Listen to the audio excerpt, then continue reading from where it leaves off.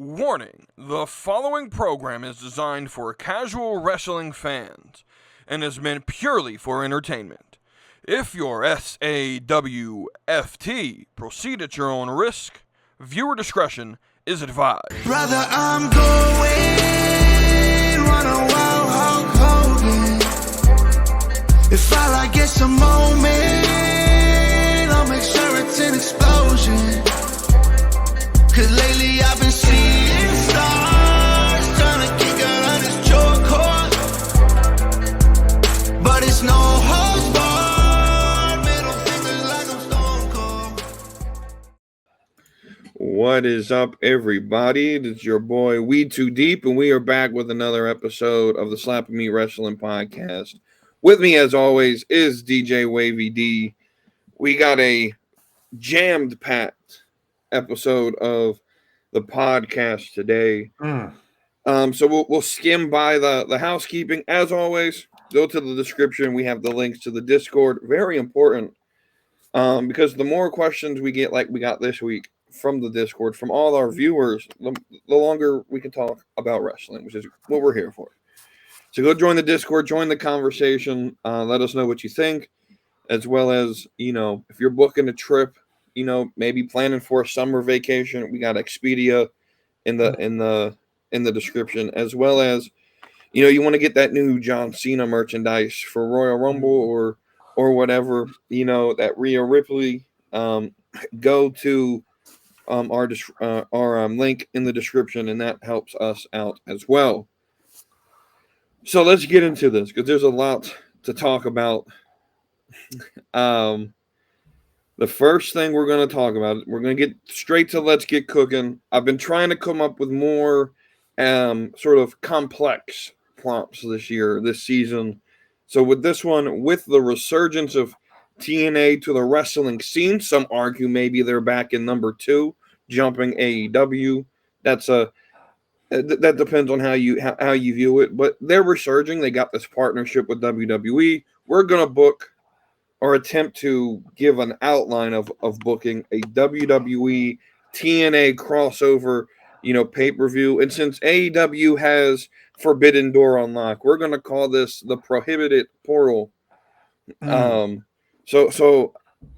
and Wavy were talking off camera or off recording, and we don't really have a bunch of matches planned up for you. I have 6, but that's not enough for this type of show. So Wavy, give your sort of general outline. How would you run this show? So I first started jotting down, I like to sit down and write, what wrestlers I would use in this show. I was thinking kind of like WWE wrestlers who have a history in TNA, and kind of do that versus the current TNA guys. I throw a couple big name WWE guys who don't have TNA history, and kind of throw them in the mix too. But as I was jotting down wrestlers who are in WWE or WWE legends contracts who are associated with TNA, there was I got 20 names of current wrestlers and legend contracts who are TNA, who have a TNA past. And then I was jotting down the TNA guys I would join or I would bring in, or TNA legends that I would bring in. And just off the top of the dome, my short list was 40 names of people I would invite to the show. And my kind of vision for the show is it would be almost like a TNA reunion, TNA historical reunion, and kind of like a TNA historical showcase. So I would kind of have Triple H would do a little bit of talking, or who wants to represent, but probably Triple H to start. And he would kind of talk about how throughout the years, there's always been another kind of U.S. company, who's been making a mark on the wrestling scene, and in older times or in yesteryears, we wouldn't acknowledge them or we wouldn't talk about them.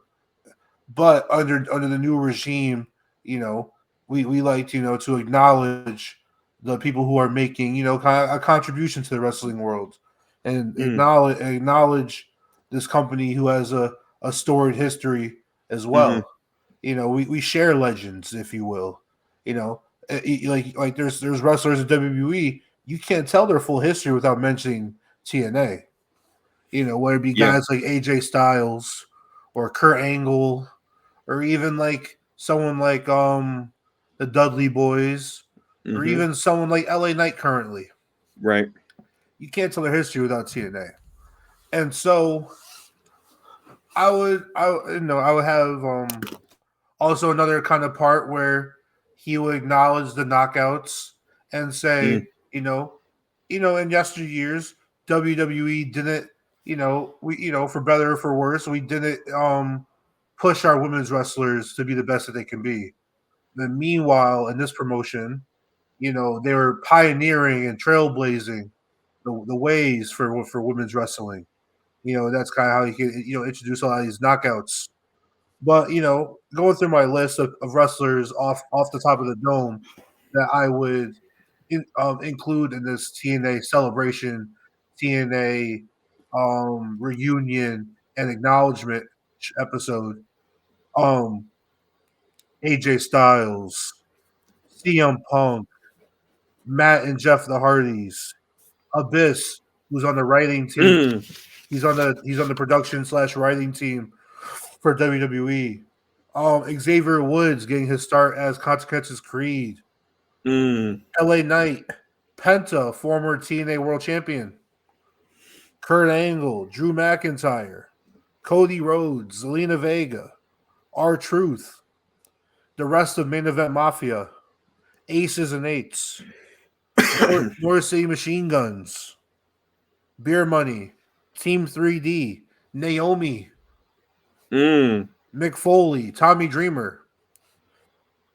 Those are all guys and women who, me personally, I categorize them as WWE talent or wrestlers under WWE Legends contracts.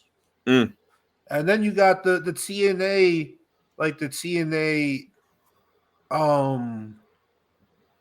mostly TNA. I could say heavily TNA past.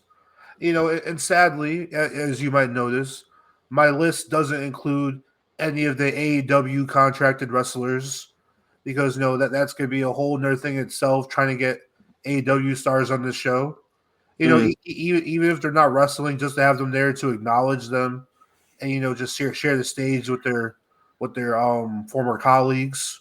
But as far as the TNA side of things, I would invite in Jordan Grace, Gail Kim, Awesome Kong, the Beautiful People, Josh Alexander, Dolph Ziggler / Nick Nemeth, Victoria, the Rascals, Masha Slamovich, Moose, Rhino, Eric Young, RVD, Mr. Kennedy / Mr. Anderson, Austin Aries, even though he'd be a little bit of a douchebag, Austin Aries, EC3, Eddie Edwards, Magnus, ODB, Madison Rain, Mickey James, Miss Testmatcher, Taya Valkyrie, Johnny Nitro, or John Morrison, however you want to call him, Johnny Impact, and Deonna Purrazzo, just to name my short list of wrestlers. Bringing all these people for a nice reunion episode, and WWE can truly acknowledge the history that TNA has, because honestly, and also to shine a light on their history and to shine a light on for people to go back and watch some of these amazing angles or matches or rivalries.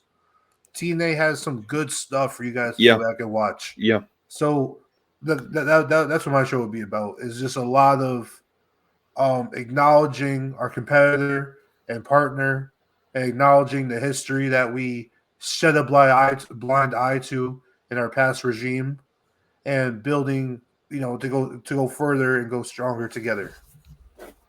Yeah. So I 100% agree. Make it sort of TNA focused, to sort of shed a spotlight on them. I have some matches, so I went from 6 while you were talking to 13 over here. Yes. Just while you were spitting off names. Did you say Sting in your list? Well, that's why that was my question for James, actually. Right. I didn't know if Sting was under an AEW Legends contract, Right. if he was under a WWE Legends contract, because Sting is a big name. Yeah, he's really important. Like you were talking about, like those big storylines. Sting had a very important TNA storyline. Christian, a lot of these guys. Jeff Jarrett. So I mean, shit. TNA was essentially started by Jeff Jarrett and his dad. So, yeah, I would hope that at some point we can maybe negotiate some of these guys. I mean, fucking what's his name? Oh my god, the dude who had the Ric Flair woo off with.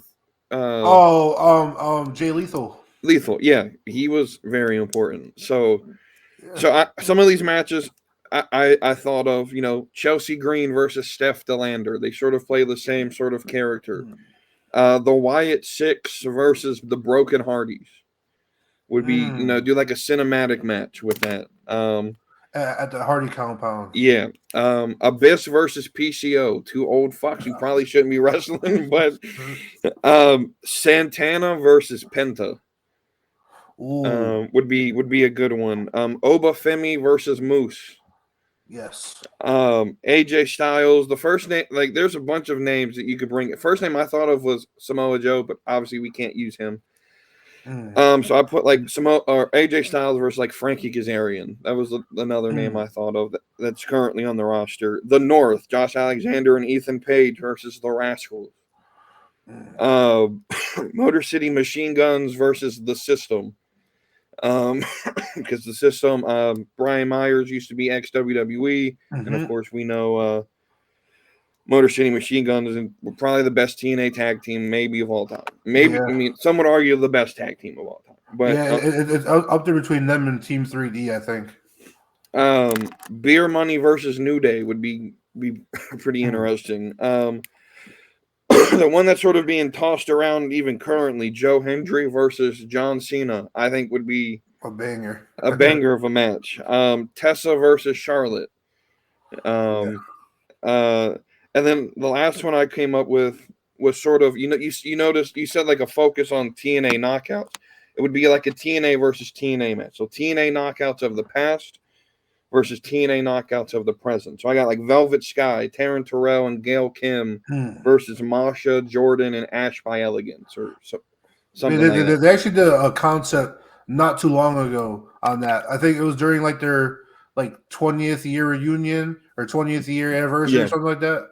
Or whatever it was. They did it was like Gail Kim and Kong and all them, and they had their own team. I'm thinking like a knockouts battle royal.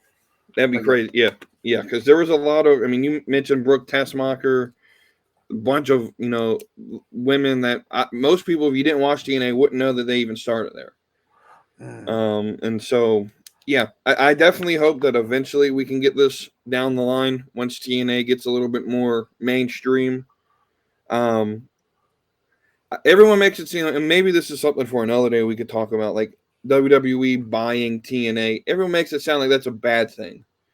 I don't necessarily think it is. I think it benefits the TNA product. If you go back and watch, like I've gone back and watched some of these storylines from like mid 2010s or like the mid 2000s, like Aces and Eights and stuff like that, that were just banger stories that just didn't have the production name behind it. Yeah. That I would definitely recommend if you're a wrestling fan that just don't have anything to do on one day. Go look up old TNA.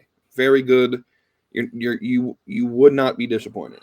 Just imagine TNA with the production value of WWE to even just put together like DVDs or like documentary specials for their wrestlers. Right. And I mean, like you said, like without TNA, there's no AJ Styles, and like AJ Styles doesn't get to where he's at without TNA, and so it is very important, that. And I mean, just having that library, I think for WWE would be. I hope they have that. I hope they have access to it. Do they have access? I think they have some access to it, but because like just the documentaries alone would be so worth it for all these stars. Yeah. Like, oh my gosh. So as we transition, we'll talk about this past week in wrestling. Let's talk about SmackDown. I don't remember much of it, if I'm being honest. It was sort of like the build-up to Saturday night's main event, so it wasn't a lot going on. Anything from SmackDown that stood out to you that you wanted to talk about? I keep forgetting that SmackDown is 3 hours. I keep forgetting. I'm in there. I'm watching the show. Yeah, so sometimes I go out, but in the winter, a lot of times I stay in. So I'm watching SmackDown. Right. And, I was playing the Marvel Rivals, had SmackDown on in the background. And, I look over at, 7:55 or whatever. And I'm like, is this match really the main event or something? And then, we go to another segment. And I'm like, it's like 10:02. And you're in the middle of a promo. And I'm like, oh, shit. Wait, we still got a whole another hour of SmackDown. And it's still throwing me off, especially because I don't know if SmackDown is quite filling their 3 hours the best, right? And they're doing a great job of putting over the women's division. The women's division gets a lot of screen time on SmackDown. Yeah, but I didn't even know because I didn't fully watch SmackDown this week. I kind of had in the background and kind of got the cliff notes. But I didn't realize that the tag titles are actually going to be defended on PLE. Yeah. The tag titles, SmackDown tag titles are going to be in a 2 out of 3 falls match on Royal Rumble this weekend. So I'm excited for that. Yeah, it's going to be a decent match. I don't think it's necessarily bad that it's 3 hours. I just don't necessarily think that the stories are developed enough to keep people's interest. And so a lot of it, it's going to take a lot of getting used to. And I don't know if, and I think a lot of people recognize as well that the major story over there is Roman, and he's not there. He's not there. And so, that moves over. Jacob had a good performance. So Jacob Fatu is carrying his own right now. Very good. The next show was Saturday Night Main Event. I did a whole episode on my opinion of it. I'll let you talk about what you thought of it. Any opinions you have? I thought the Rhea Ripley and Nia Jax match was match of the night. Okay. That match was probably only 10 minutes. The first 2 matches flew by on Saturday's main event. They finished within 40 minutes of the show. Yeah. Or a half hour of the show. And I'm just like, dang, you guys are flying by. I thought I was I guess we're in store for some good, the next 2 matches. But I thought Rhea Ripley and Nia Jax was match of the night. I say in the Discord all the time that I think Nia Jax's bumping and selling has gotten a lot better in this last year, let alone these last couple of months. Homegirl for her size is taking sunset flips and hurricanranas off the top rope or middle rope. And for a woman her size, a person her size, that's some heavy bumps to take, some big bumps to take. She's out here getting power bombed by women every week now off the ropes. And so I like her improvement. Rhea had really good offense in the match. The Jacob and Braun Strowman match, I do think it went on a little bit too long as far as the match because they were just trying to get Jacob over and make Jacob a monster. So I feel like if they cut the match a little bit and got kind of more to the point of Jacob doing the Samoan, whatever the Samoan ass shit, whatever it's called. What's that move called? The hip thrust? I forgot. I forgot what they call it. Yeah, I don't remember the name. I don't really keep up with move names, to be honest with you. So he was doing it repeatedly to Braun Strowman, and the crowd, he was getting over the crowd and shit. They one more time. Yeah. But I feel like he did 13 times, and low key, I was probably just dozing off because lack of sleep. I was tired, but I was just okay, on to the next segment. Took too long to kind of get here, kind of thing. Gunther and Jay. I mean, not really much to say about that match. It was a good match. Jay. I started to believe maybe Jay might pull this off. I kind of got stuck in the moment of oh, he might get this. Kind of diving in as a regular fan. They kind of wound me in a little bit. They reeled me in. Yeah. But I mean, not to go too far into the future, but I think this actually is a good thing because I think it kind of tells a story of it's a further story of when Jay finally goes over the hump and finally gets that title. I think this is going to be kind of part of that journey. Yeah. What was the last match? So that was the last match. In between was what was the fourth? What was the fourth match? Well, I know that main event, but what was the fourth match that I missed? Breaker and Sheamus. Oh yeah, that match was straight. I mean, I've seen it. I've seen it already. And right. if and I know Breaker wasn't losing the title to Sheamus at Saturday's main event. Right. The spear was nice, so he speared him out of his finisher. Mm-hmm. He was going for the bro kick and caught a spear. I like that. Also, less wrestlers need to be using the spear as a finisher. Literally, just Roman Reigns and Braun Breaker right now. That's it. Everyone else, unless your name is Edge, because for historical reasons, right? Or Goldberg or Rhino, just as far as active top of the line superstars, just Roman and Braun Breaker. I'd give a pass to Charlotte as well because that's been her finisher. So is that really her? I mean, that's more of like a signature move. That's not her finisher, really. Well, because is her finisher, if she does do it, is the figure eight is one of them. Well, no, but the other one where she has the flip over them and smash their face into the mat. I don't even know what the fuck you're talking about. To be honest when the woman is laying on her stomach, and she's almost kind of getting up, and then Charlotte runs and flips over her and grab kind of smashes her face into the mat. I've just always remember Charlotte doing a spear. Natural selection, is that what it's called? I don't even know if she still does that move, to be honest with you. I know what you're talking about. I've just always remembered her ending matches with spears or the figure eight. Even Bianca started using the spear a little bit. Yeah, I do think it's starting to become one of those super kick moments where everyone's starting to do it, and it's starting to, I don't want to say ruin it, because when Roman does it still feels important, but there's a difference between a Roman spear and when Bianca does a spear. Yeah. So we'll transition over to Raw, and the first thing I want to say is thoughts and prayers out to JD McDonough. Whew, what a spot that was. And it's one of those things. There's a reason that casual fans like me, like Wavy, like Notorious Nerdy D, we sit here and we call out these wrestlers when they do these type of spots. It's because of this. I don't think this spot added anything to the match. It wasn't necessarily a botch, but I don't understand why you're doing this spot on the side the announce table's on. That table doesn't break. Especially with the new Netflix design of the table. Oh yeah. It's even more indestructible. So I don't necessarily see the point in doing that move in a match on Raw. Maybe at least do on the other side of the ring. On the other side, yeah, on the side where the stage is, would have been perfectly fine.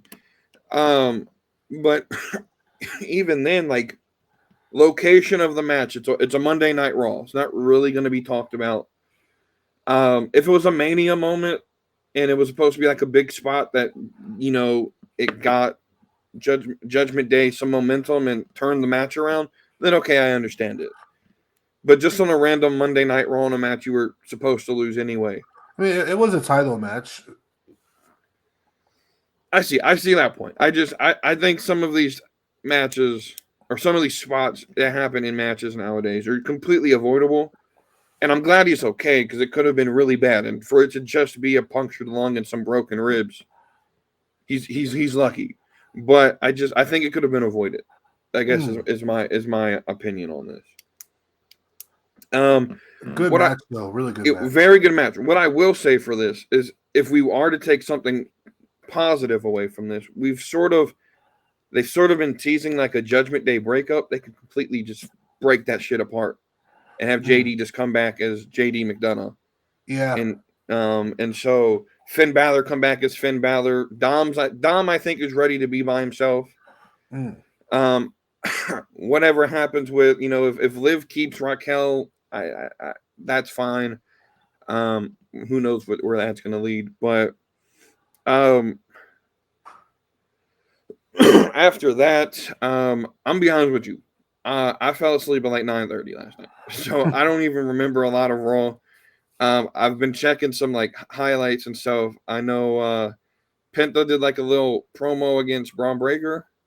I guess he's going after that title. Wait, I know he did one. He did like a backstage vignette kind of thing. Yeah, like a backstage thing. Yeah. Okay, I'm about to say I didn't recall him in the ring with Braun Breaker. You didn't know it was like it was backstage. I know Bianca and Naomi had a match. I think that's the thing I felt. No, I'm be honest with you, and this is the thing I really want to talk about because this is the last thing I remember on Raw, and it's what put me asleep. Jey Uso's fucking entrance. It's too long. It's way too fucking long, and so like I put it in the casual Discord, and this is my last thing. Is this thing takes way too long? And I think it was Dead Chef who replied, well, as long as the crowd's into it. I'm like, yeah, but at some point you got to recognize that a lot of times in group settings like this, the crowd's not really into it. They just don't want to be left out.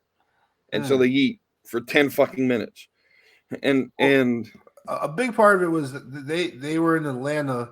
It's a live rowdy crowd. Right. Also, they had stars galore in the crowd. Stars all over the place, right? Everyone and this is the thing, like AEW talks about, we got stars and we got the Costco guys. Yeah, we got fucking Kai Cenat. We got the rest of Quavo. We got Quavo, Lil Baby. I know on Nerdy D's podcast, he said the baby. No, the baby Charlotte's. Don't put him in Atlanta. Lil Baby's from Atlanta. Yeah. The baby's from Charlotte. Two different people. Baby, Quavo. Yeah. It was stars galore. And I have a feeling Killer Mike. Yeah. So I saw something. Someone asked because Kai Cenat showed up, and basically he's going to be streaming live too, which is crazy. You have the two biggest streamers in the world live streaming from this event. That's crazy. Wait, they're going to live stream from the Rumble? Yeah, Speed's going to live stream from the Rumble and Kai Cenat. So are they just like kind of like the when they go out and about like in the city? Yeah, they kind of do like their POV kind of thing, or they have like almost like a broadcast table almost. Maybe. I don't think it's gonna be a broadcast. I think it's gonna be sort of like them like interviewing people backstage and shit like during the show. Okay, bet. Okay, yeah. I don't know if I just want to see like them sitting in the crowd talking to chat the whole time, but like imagine Kai and Speed kind of have like almost like a Manning cast of the Rumble, especially like probably like during the Royal Rumble. I don't know if I would do the whole show, probably just the Rumble match. But someone said imagine like during their live streams they like catch up to each other and start fighting, and that sets up like a fucking WrestleMania match between Speed and Kai Cenat. I'd fucking watch that shit just because I know it would be a disaster. That'd be funny as shit. Imagine like Logan Paul and I Show Speed versus like Bad Bunny and Kai Cenat. That'd be crazy. And that's the level of, mainstream appeal that AEW can have if they would just appeal to casual fans and stop with this fucking Costco. No one watches the Costco people, and they only watch it to make fun of them. If you check their comment sections, it's all negative. It's go away. You shouldn't be doing this shit. So, anything else that I missed? Because I missed a lot of Raw last night. The rumors are that I Show Speed or Kai might actually get in the Rumble match. In the Rumble, I would limit it to one of them. If one, I would do one. I would do Speed. If I had to do it, I would do Speed. Because didn't Speed? Who was it? Was it Seth Rollins who beat him up? No, it was Randy. I think it was Randy. That would be crazy. Randy Orton number 1 and fucking Speed number 1 and fucking Randy Orton's number 2. That'd be fucking hilarious. That'd be hilarious. Because honestly, also Speed's like a lot more athletic. Yeah. And he's out here like like pushing like Olympic athletes in a race. Like he's doing, and he's like fucking. This man got like a fucking 6 foot vert and shit. Right. But yeah, like Speed's athletic, so like I could see him do like a spot or two like in the Rumble. That shit would be lit. And like Kai comes out, maybe Kai costs him the Rumble match and like throws him out the ring or something. Right. And then we got Kai, and yeah, I can see that. I can see it. As far as Raw, some other stuff I liked. 2 weeks in a row, I think Gunther had really good promos. I do want to talk about it because I did watch. He did start the show and he had a promo. I'm gonna tell you something. The Saturday night match and this promo drew me back into liking Gunther. I know a lot of people in the especially in the casual sector of the fan base, love to hate on Gunther. I don't see what the hatred is. Has his run been boring? Sure. This promo last night, and maybe it's because it was against Rollins and he had Logan Paul there as well. But even before Logan Paul got there, I thought Gunther was cooking last night. He showed a little bit of personality. And I don't know if Gunther's the type of heat that's going to generate like heat, like we hate you type heat. So I think if we're being honest, we have to sort of rethink the way we look at who Gunther is as a character. Because I think his whole thing is the ring is sacred. I'm going after the guys who try to make it flashy, which is why it's Seth Rollins, why it's Jey Uso, why it's Goldberg, why it's Bret Hart, who make it more than just what's in the ring. And so, yeah, Gunther was cooking last night. And I'm also happy that we're past the part of him of his he's self-conscious or he sort of like doubted that doubted his ability. That That didn't really work for me. And so this Gunther that we've had the last like month, they keep building on that. If they keep building on that, I think Gunther could be someone. And also I don't want this to sound like I'm hating on the casuals, but a lot of casual fans want these titles to flip-flop every like 2 to 3 weeks. And I think a lot of wrestling fans in general are just impatient. And they don't like long title reigns. Gunther's had the belt for like 200 days and they think that's too much. And I will say I don't like that we're only switching to big titles at big events. I rather, I like seeing a title change at like I agree. Extreme Rules or like changing, it can make it. I agree. The show is more must watch if a title could switch. Yeah, absolutely. I agree. I just think like because we used to do that, and Vince McMahon used to book that way, where like Charlotte would win the title, Sasha would win it the next week, and Charlotte would win it back 2 weeks later. And to me, that this doesn't. I get the appeal of that is that the title can change any week, but at the same time, it makes the title feel like it's meaningless. And so I think there needs to be that balance where like some of the titles maybe can have long runs, and then maybe we have a short transitional run, which is what we had with this World Heavyweight title. We had a short Damian Priest transitional run. Now we're getting another long Gunther run. I also think with Gunther's character, to have him lose it after like 100 days kind of makes him feel weak. I also think he's in a position where like outside of like Drew McIntyre and like CM Punk, but I agree with Nerdy D. CM Punk sort of ascended past this title. It's definitely number 2 in the company. He definitely, if he were to get a world title opportunity, it has to be Cody Rhodes. The world title, the heavyweight title, it screams defend me weekly or wrestle weekly. Right. It screams the workhorse. Yeah. Which is not what CM Punk is. So he's past that point of his career. Right. But before we move on from Gunther, I think one thing that would benefit Gunther is a definitive finishing move or a different finishing move. I know he has like the chokehold that he does, which I like. Yeah. I would keep that. But like that powerbomb needs to go away. Yeah, powerbomb, that should not be a finisher because he doesn't slam them hard enough. Right. because like he doesn't really set it up like when he doesn't pick him up high enough. When like Kevin Nash did his power bomb, or like Batista did the Batista bomb, there was like a setup to it where like Batista would go like this, and then he would pick him up and spin him around, and then do the slam and actually slam him. And and so I mean that last one that won him the match on Saturday was really it was weak. So, if he has, he keeps the chokehold because he also won some matches just using a lariat, So I feel like if he had more of a here comes my finisher kind of thing, right, or a better finisher, right. Anything else from Raw that maybe I missed? That I know we ended with Punk and Cody in the ring, and you had some things you maybe want to say about that. Let's see. But building up to that,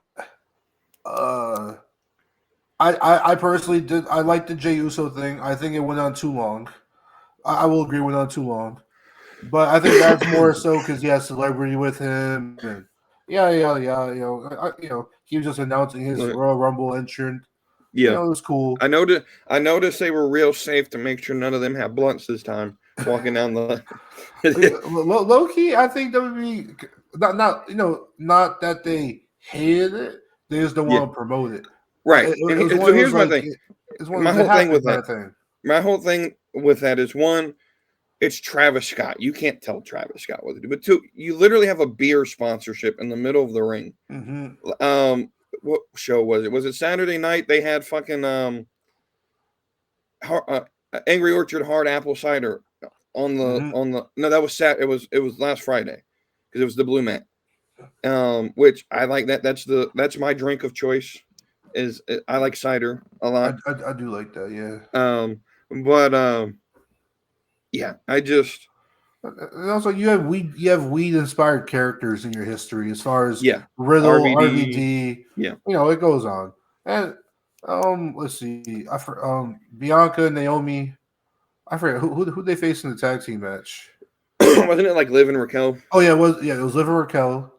I do wish that they, Liv and Raquel won the titles, but I think this was just number one. It was like a regular match. Here's the thing with it. It was a regular match because Bianca and them are defending tonight. Yeah. On NXT. So I do wish though that they would have made it a title match and to make it think, hey, this thing could switch and this changes all of the plans for Tuesday.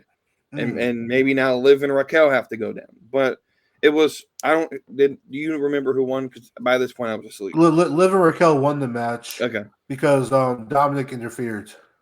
Okay. So I don't know if this sets up a Liv and Raquel to get a title match in the future kind of thing, I would assume. Right. So maybe we'll see this again down the line. And then we had Sammy and Drew. No, Sammy and Drew. No.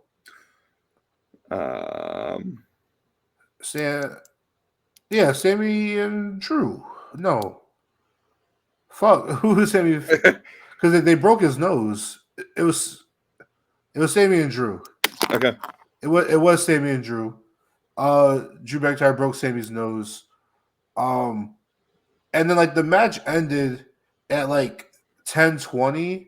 So and then I remember them saying like Cody was supposed to be on, but I didn't know if it was just like what Cody I forgot like what Cody did something earlier in the night, like maybe like a backstage thing. I was like, was that his appearance? Yeah, I remember he was. I remember seeing him early before I did fall asleep. He was backstage in like a tracksuit. I forgot who the fuck was it after the New Day segment backstage, or something like that.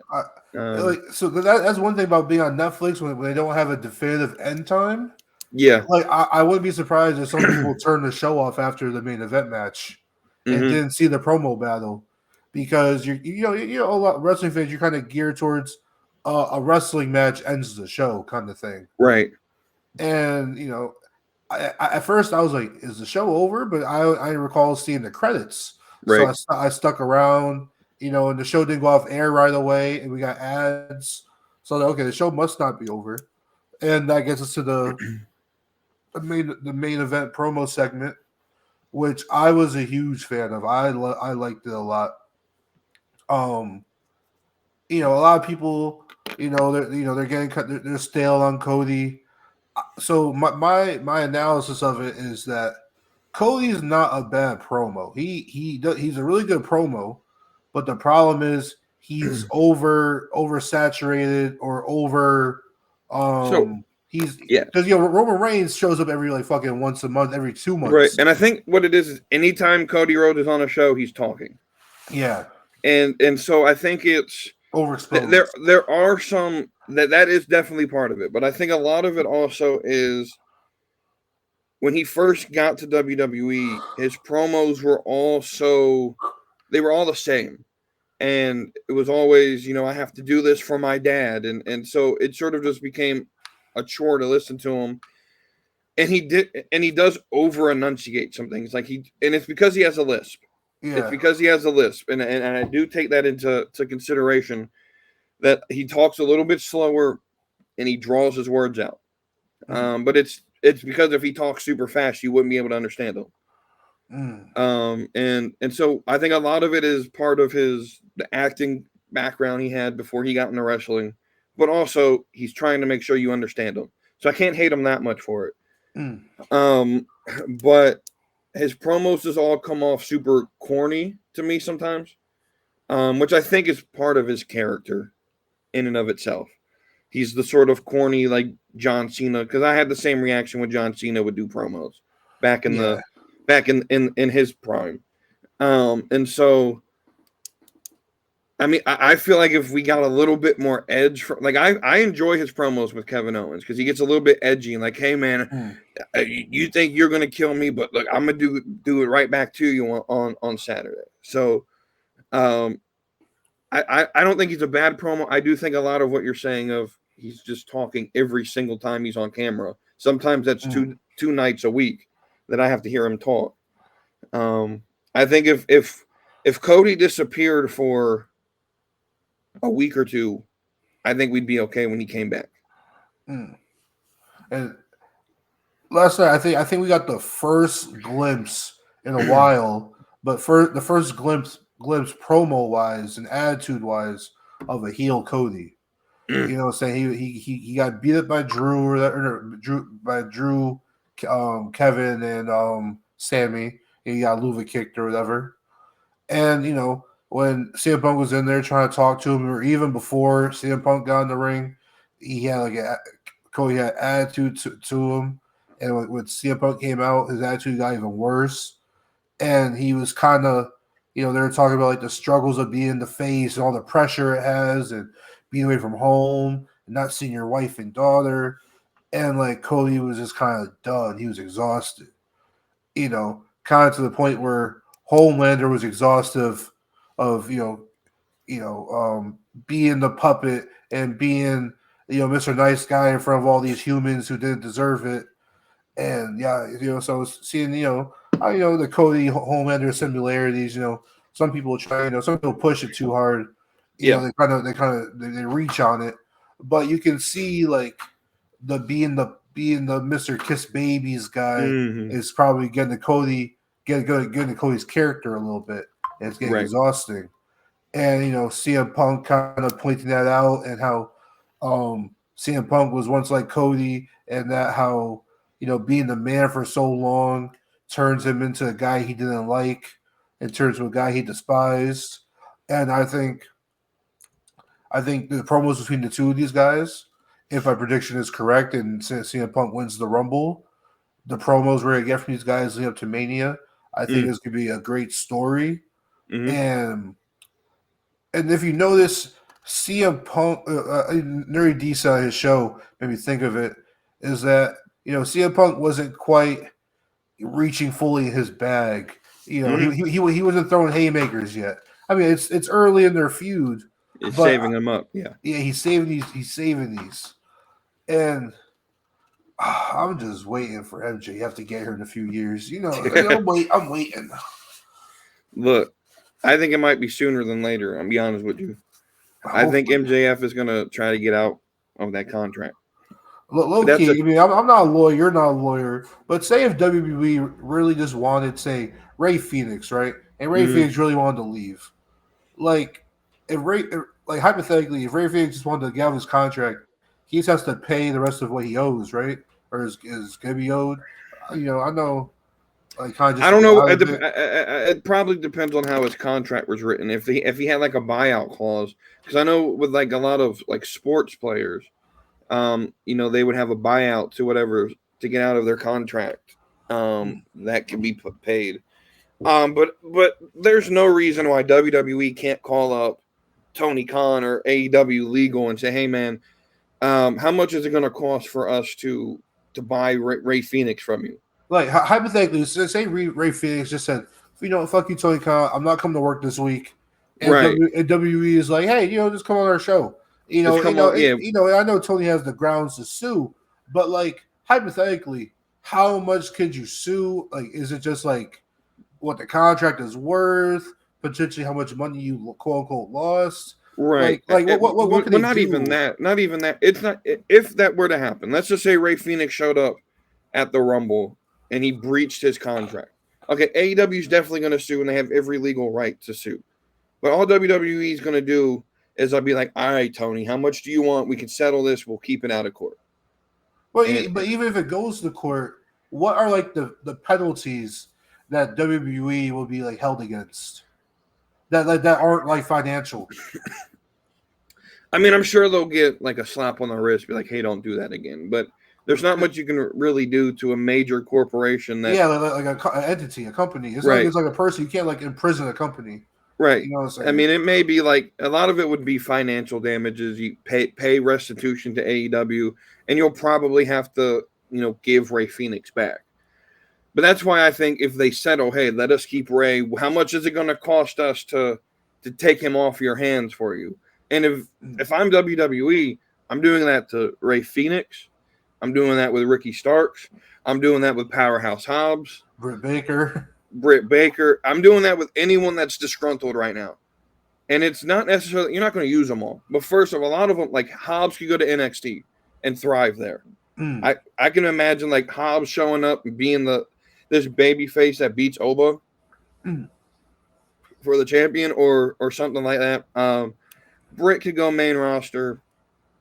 Someone like Ricky Starks should probably go to main roster. And now that you had the partnership with TNA, there's more positions to put people, more storylines to put people. Mm-hmm. Yeah, absolutely. But yeah, I'm not a legal expert, so I don't know necessarily what the penalties would be. But I mean, WWE just settled out of court with MLW for some stupid shit because MLW was suing because they thought when Endeavor bought the company, they thought that they were like creating a monopoly or something stupid, and they settled out of court, so they didn't go to court because it was stupid. And MLW got $20 million out of it, and I guess Bobby Fish is the best they could sign with that money. So, well, I mean, they got Speedball, but I don't understand why the fuck he signed. I don't understand why he signed there, but yeah.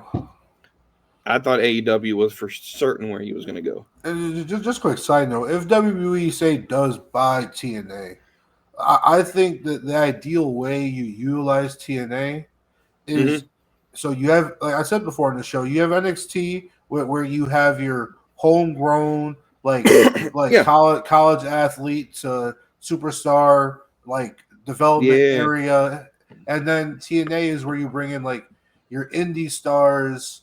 That you want to adjust to WWE. Yeah. So you and Cody are literally the same idea. And I actually agree with that. You could use your WWE ID and send them down to TNA and have them work the indies and work TNA as well. The problem, so I kind of already talked about this. I think it was last Friday, but there would be a lot of legal hoops to actually buy TNA for WWE because it would have to be approved by the Federal Trade Commission, and they are not doing that. They're not going to do that. They barely passed the merger to create TKO. They barely let that one slip through.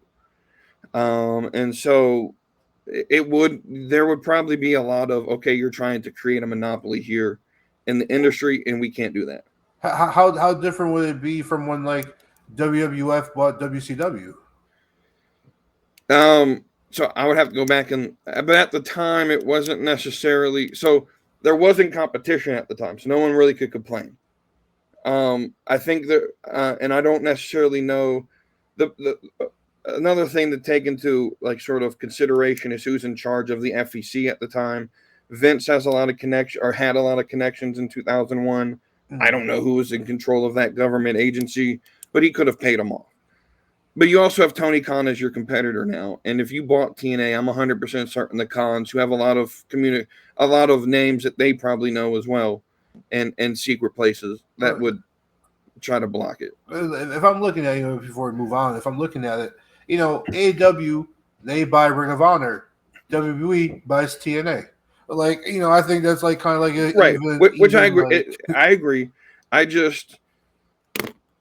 I think there's a lot of people in the industry that are afraid that WWE buying TNA would be them trying to, like James likes to say, hostile take over the industry. I don't see it that way. I don't think it, but also from a monetary point of view, I don't see why you would buy it. You literally, in this partnership, have access to a whole new roster of wrestlers that you don't have to pay.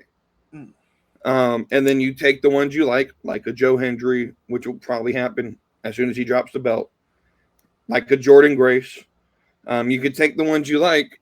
You can also then send your new trainees, the ones that need some reps before you put on NXT, and send them down to TNA. So I like the way they're running now. I don't see a reason for them to buy or merge with anything. Last question that I want to pose to the world, to the chat, people listening. If you know the answer to this, you know what I'm saying? Mm-hmm. What's kind of like the difference of, you got an NFL, NBA, MLB, right, being the kind of like the, in the U.S. as far right, as in the U.S., like the sole monopoly of like their sport, right, is because WWE's kind of classified as an entertainment business. Like what's to stop it being like the pro league, right, the NBA right, of wrestling? Understood. I think the difference is someone like the NFL, no one will dare to ever compete with the NFL. Well, I mean, people could competed, but XFL, AFL, right, all that stuff. Right. So they saw, what the XFL went through in the early 2000s and what the UFL went through, not the UFL, the Arena Football League and stuff like that, happened, in the 80s, and they competed, but they weren't competing. Yeah. It was the product was vastly different. I also think like when Vince created the XFL, he booked it as an entertainment venture, not a sports venture. So it was football, but it was meant to entertain. Nowadays, like no one's ever going, like that's why it's the UFL now, because they merged the two leagues together. But that's why they're in the spring, because they know they can't compete during normal football season. Same thing with basketball. I know, is it Ice Cube that has the 3-on-3 league? Yeah. Which is actually pretty entertaining if you actually watch it. Yeah. But that's probably the closest we have to competition for pro basketball. Yeah, but what I'm saying is, who's to say the NBA is a monopoly? It's because they don't have competition. If they had competition, then you can argue that there's a monopoly. But no one would dare to compete with them. Because there would be zero success. Like if I tried to start an upstart pro league, no one would come and play for me. So there's no reason to take that financial risk. Well, I mean, there have been other like pro leagues, or I guess you call it. Was there like a semi-pro? Like what's considered semi-pro? Like so, so especially with football, you have all these semi-pro football leagues. So that sort of, the best way to sort of explain it is once you go pro, and it's really more, it has to do with like Olympic designation. So for example, with like track and field, Amateur athletes, once they go amateur or once they go pro, they can't go back to being an amateur. Let's say boxing, for example. So there's a lot of random boxing leagues that are amateur boxers that no one knows about, that they fight on an amateur level. Once they become a pro and they jump to, the World Boxing Organization, or if we're talking about MMA and they go UFC or Bellator, they can't go back and wrestle amateurs. And so to answer your question, I really don't have an answer. Are they is the NBA a monopoly? I would say yes. But I also think a lot of that, the reason no one complains about it is because there is no competition against them. And there probably will never be any competition against the NBA. The NFL, same thing. Hockey's a little bit different just because in baseball it's sort of the same way, just because the way it's set up as a sport. You have like your minor leagues and there's like 1,000. You go to any city in America, there's probably a minor league baseball team. So, yeah, I don't really have an answer as to what the difference is. I don't necessarily think buying TNA is monopolistic, but Tony Khan would probably find a way in the law to prove that it is. I know James would try to say that it's monopolistic, but anything WWE does, he was complaining because they booked Cincinnati in the same arena that AEW just ran. Like, it's NXT, it's not competition, my guy. You don't own the arena. There's one thing if we went to Daly's place. Right. I mean, yeah. All right, so we're an hour in. We're about to do another hour going over these Rumble predictions, and then we'll end the last hour going over these questions. No, it shouldn't take that long, but we're gonna go through Snuggles. Let's go. Spreadsheet. Before we get to those, there's 2 other matches. So we have the 2 Rumble matches, which are what everyone's watching for. But that you mentioned the tag match. That's gonna be a banger. 2 out of 3 falls, DIY versus Motor City Machine Guns. Who do you think wins? I think DIY holds on to the title. You do? Okay, yeah. I think they hold on. I'm sort of conflated. So what I think happens is I think they're going to do the one team gets a fall, the other team gets another fall. And what I think happens, Motor City Machine Gun gets that first fall. And then I think DIY sort of ends it real quick with 2 falls back to back at some point at the end of the match. Okay. Part of me wonders if there's going to be some sort of interference. I don't know how that's going to work. I do think DIY holds on to the belts. That'd be interesting in and of itself. And then the other non-Rumble match, the ladder match for the WWE Championship, Kevin Owens, Cody Rhodes. What say you on the result? This one's tough for me. It is just because the wild card and Sami Zayn. Right. But I don't see Sami turning heel at this point. I mean, he could. And I think Sami will be fine either way, whether he stays a face or goes heel. So my question to you is, does this main event the show, or does one of the Rumbles main event? Ooh, I want to say the men's Rumble main events. That's what I think. Because I think Cody wins. I think KO finds a way into the Rumble. Yep, you read my mind. I think this opens the show. I do. I think they'll go this match, then the women's Rumble, then the tag match, and then the men's Rumble. So now we can talk about the Rumbles. You want to go women's or men's first? I guess we do women's. We'll say the men's. All right. So to the people who aren't in Snuggles, it's not really a competition. No, there's really no prize to win. He gives us a spreadsheet, so it's the winner. You put there's 3 different people you can put, one for 5 points, one for 3 points, one for 1 point, and then any other thing is just 1 point. So it's your final 4. Are there any unannounced WWE returns to each Rumble? NXT people. He has a TNA or free agent spot. Winning brand. Will a person of the opposite gender get involved? Will a faction member eliminate another faction member? Most eliminations, longest entrant, the winning number, and then we get to predict entries. 1, 2, 5, 10, 15, 20, 25, and 30. And then a tiebreaker question of how long will the winner be in the match. He has another category on each one. I think he did this before these matches happened. He has like PFC versus damage control. I don't think he realized these matches happened on the show. It's like he did OG Bloodline versus 2.0. I didn't fill that part out. Well, no. I think he means between the faction mates, which side's got the most eliminations. So, like, say Jacob eliminates 5 people and Tom eliminates 2. Well, that needs to be explained because I thought he explained it in the Word doc. No. So, like, say if like Fatu eliminates 5, Tom eliminates 2, but then say Jimmy eliminates 2 and Jay eliminates 3, then the Bloodline 2.0 win that category because their faction mates got more eliminations combined. So, like, and then say that's crazy. That's a crazy category because I didn't fill that out because I didn't read that. I'm gonna be completely honest with you.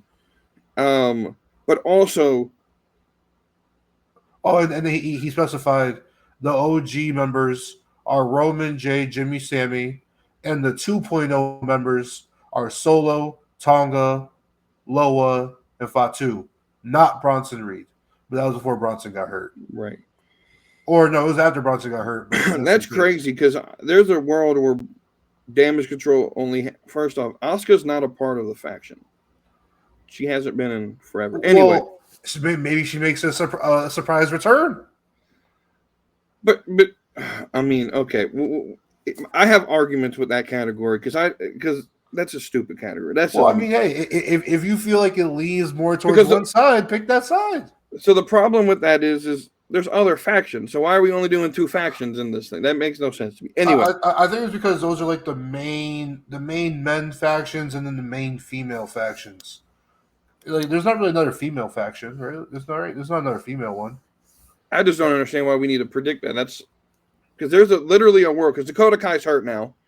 Asuka probably going to show up, but Kairi Sane's hurt. So Io and Asuka. This was before Sane and Kai. Before Sane and Kai got hurt. He sent this out back in. I know. January 3rd. And I literally filled this out on January 3rd. I know when he sent it out, but. Yeah.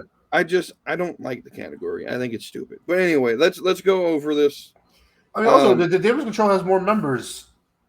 They have 2 members that'll be in this faction. Well, yeah, but I mean, they have a pop, maybe 3. Isn't Kairi Sane just hurt because of her eye or something? What's her injury? I don't know what the fuck her injury is. I don't care about anyone but Dakota Kai in that faction. But she's just banged up. She might be in the match. Who knows? She's got to take off the road. Let's go over with this. The winner. So who's in? Name your 5 or your 3 winners or potential winners, and how many points for each one. So like, I have Charlotte winning. I think this is 100% clear. Charlotte's winning, and I'm betting my 5 points on Charlotte. In the 3 spot for me, I have Io Sky because that's the only other person I think could win this. And then in the 1 spot, just for the fuck of it, I put Bianca Belair. All right, so this is my first rough draft. I still have to do my new one, which I have to get prepared because it's due an hour after SmackDown ends on Friday. But I'll probably hand it in. This man gonna wait till the last minute. I literally submitted this 25 days ago. Well, guess what? And I'm trying to win. I'm trying to get bragging rights. I did. For example, like Charlotte Flair, I think was in my surprise returns. But guess what? They announced her. Yeah, you know who didn't put her there? Me, because I understood they were going to announce her. You got to think ahead. I thought they were just going to bring her back at Rumble. But so my women, in my 5 slot, Io Sky. I think she's my first place winner is Io Sky. Okay. Second place was Bianca Belair. I was hedging my bet because they just love fucking giving Bianca everything. And the third place was Charlotte Flair. But I think we can get Charlotte and Tiffy without Charlotte winning the Rumble. But I put her there just in case. So those are my 3 I have in my top 3 winners. Okay. So then we got our final 4 members. Mine are Charlotte, Becky, Jade, and Alexa Bliss. The funny thing is, I have Charlotte in my top 3 to win the thing, but she's not in my final 4. I have Nia Jax, Io Sky, Bianca Belair, and Liv Morgan in my final 4. Okay. Unannounced returns from the so obviously Alexa Bliss. I have Kiana James. I have Asuka. I do think she shows up. And I don't know if this is going to count or not, but I have Blair Davenport. Has she been on TV since Survivor Series? No. She hasn't had a match since like July. So I mean, as long as she hasn't appeared that's a on lie. TV. She was in the USA title tournament, but that was it. Oh, I mean, then you have to go back and check. Has she been on a weekly TV show? Yeah, I since checked Survivor it before Series? I checked it before I put her on there. She hasn't been. Wait, so the U.S. title thing took place before Survivor Series? Before Survivor Series, yeah. I mean, I'll double check with her match was before Survivor Series because they crowned the Okay. winner at the first Saturday night main event, which was like the week after Survivor Series, and she lost in the first round. So I would double check with Snuggles, but I think that qualifies. For my unannounced returns, I have Becky Lynch, Alexa Bliss, Asuka, and I have Charlotte, but I need to replace it. yeah, So an unannounced return.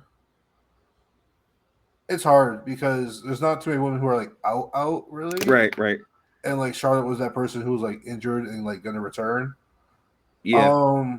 I mean, maybe I'll go back and look when Kyrie was. No, I think Kyrie definitely had a match after Survivor Series. I'll go back and look. I'll put someone in there, but it's currently Charlotte, but I have to replace her with someone else. Yeah, I feel a lot of people saying Carmella. I don't know. I don't know if she ever returns. I agree. Unannounced, we did that. NXT. I think Roxanne's probably guaranteed at this point. I have Last Legend. I have her too. And I have Sol Ruka. I have her too. Okay. We got the same 3? Oh, I have 4. Yeah. Did he put 4 there? Oh. Well, no, I think I just wanted extra points. Unless I just miscounted. I have this on like my fucking. I wrote it in my notebook when I was substituting for school. Okay. I fucking made a rough draft. I got Roxanne, Sol Ruka, Last Legend, and I have Janet Parker. But with her current like, I guess you can call it being in the news situation. Her scandal. It's not even like scandal, but if you want to use the word scandal, because that's what they're calling it. Right. Maybe they don't put her in the Rumble. But so, yeah. So now we get TNA or free agent, and this is where I get a little shady with how I put this in here, because I have Jordan Grace on here. I too, but now we gotta switch it. Well, so here's my argument as to why we shouldn't have to switch it. You're technically not on the roster until you show up. So technically, she's a TNA member showing up on a WWE show. That's my argument. I'm not changing this shit because first off, I don't care. It's 1 point. But my other 2, I have Tessa Blanchard, and this is just a gut feeling. They're not bringing Tessa Blanchard. They're bringing her Tessa scandal. Blanchard. Okay, if they're not gonna put Janet Parker in there, they're not bringing Tessa Blanchard. They're putting Tessa there just for the heat. No. But this is just a gut feeling. It probably won't happen. It's more so what I want to happen. I have Gail Kim. I think Gail Kim could show up. She does deserve it. Yeah. And then she gets like her Hall of Fame, WWE Hall of Fame. Yeah. I got Jordan Grace, which I gotta change. Maybe I'll see what Snuggles' ruling is. Masha Slimovic, just because she's their knockouts champion. Yeah. And kind of bring those ladies in. Mm. And Ash by Elegance, Dana Brooke. Okay. I can see that. It's real hard with the women to pick who's going to be here because I want Rosemary to be there, but I don't think she will be. I don't think she's a big enough name, really. Right. She doesn't have, and then outside of, Jordan Grace, Ash by Elegance has like familiarity. There's no one else really on the women's roster that is big enough. We're gonna skip the PSC damage control because I didn't fucking do it. Well, I put Pure Fusion Collection. Of course you did. Winning brand, I have SmackDown. I have SmackDown as well. I'm assuming Charlotte goes to SmackDown. Will a male get involved? I don't think so. I put no. Yeah. Just because. Oh, no, wait, because Liv still had the title, so Liv wasn't even in the match when I did this. But Liv lost her title. And Liv's now in the Rumble. So I might change this to a yes. The only person that I could see maybe doing this is like Dom or like Akira Tozawa. Like trying to help Maxine or something, but I don't see any of the big guys getting in there. I'll say yes. I'll change mine to yes. I see a male getting involved. Will there be a faction member that eliminates another faction member? I'm going to say no. Well, it says faction or tag team. Right. I say yes. I'm going to say no on this one. So I don't know if you watch NXT, but they I guess you could say teased it a little bit. This week? Yeah, tonight. So the crowd was like kind of trying to hijack the Grayson Waller effect because they were interviewing Oba Femi, and like they were chanting great theory. They're chanting turn on Grayson. So we're doing this for the women's match? Grayson. Oh wait, I was gonna say wait a minute because we got another story for the men's, for the women's. Let's see. Oh wait. Okay. I put no for faction tag team with each other. Wait, we forgot what we was talking about for a minute. We'll get to the men's here in a minute. Most eliminations. I got Becky Lynch. I got Jordan Grace. I like that pick. That's a sneaky pick. Longest entrant. I got Becky Lynch as well. I got Io Sky. Okay. Winning number. I don't know why I put it, but I picked number 7. You have to change that one, big dog. That's gonna be Maxine Dupree. Why is she number 7? She's one of them early ones. You know how they fucking do this. I don't know why I put 7. I don't know where that came from. I picked 25. So 25 is one of the lucky numbers. It's like 20. It's like 27, 28, 25, 30, 1 and 2. All right, so we're going to predict this. Oh, yeah. How long is your winner in the match for your tiebreaker? 15 minutes, 23 seconds. I was literally just fucking guessing with time. 15 minutes, 23 seconds. I said 45 minutes. Well, you do have EO winning, so that makes sense. So we're going to go this. Who's your number 1 entrant? I got it. I didn't get to this part. Do this part. My number 1 entrant in the Women's Rumble. So it's like someone who's like popular, but not like the biggest star. I will say the number 1 spot is Zelina Vega. I got Becky Lynch. You think just off rip? Just off the rip, Becky Lynch starts it. But I got a story behind it with my number 2. Who's your number 2? Shit. Okay. Off dome. Off the dome. So number 1 is Zelina Vega. Number 2.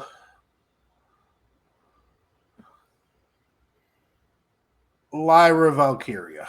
That's exactly who my number 2 is. I'm not even joking. I'm hedging my bet. Yeah, that's my story. Is Becky, because I've been saying Becky's going after Lyra's belt, and I think this starts it. Number 5. Katana Chance. Okay, I got Chelsea Green. This just fits for me. She's one of those that they put in there real quick, get eliminated real quick. Number 10. I have Natalya at 10. She typically is at the end of these rumbles. I want her at the beginning, so I'm wishing this to power right now. Number 10. Let's see. So Kurt, at this point, we're still filling the ring up a little bit. You know, say you might have like one or two, yeah. But we're still filling the ring up, so we kind of need another kind of nobody-ish. So we'll say Zoe Stark. Okay, I like that pick because it's a big name that can get some eliminations, clear the ring out. Well, no, I think clearing the ring out comes a little bit after, like 15. I mean, it comes in between 10 and 15. Yeah. So I have Bianca Belair at 15. Because this is about the spot where you get like your Brock Lesnar clearing out everybody, or you're starting to get the nobodies out of the ring, so the big guys can get in. This kind of spot, it's too early for Jordan Grace. Screw it. We're gonna say this is where Zarya from NXT comes in. Okay, I like that. 20. Or no, actually, no. Rewind. This is where Last Legend comes in. Last Legend. Okay. I like that. 20. I have Kiana James making her return. Sorry, Kiana James at 20. 20. I'll say this is where Jordan Grace comes in. Okay. 25. This is my winner, Charlotte Flair, at 25. 25. 25 is where I think like kind of like a no name kind of comes in. I don't think 25 historically has that many winners. I could be wrong, but I think it's usually that 27, 28 that has the historic winners. 25, we'll say. I think it's a heel. They're like, yeah, I got a number late in the Rumble kind of thing, but they're not that good. So who could talk a little shit? Sonya Deville. Okay, I like that. And then 30, the last entrant of the Women's Rumble. And here's mine. Regardless of all the rumors you're hearing, this woman's showing up. And it's Alexa Bliss. I don't care about the rumors. She's not going to be pulled. This is all Triple H feeding bad information to get us off this sniff, so that when it happens, it's a surprise. She does it all the time. Alexa Bliss is number 30.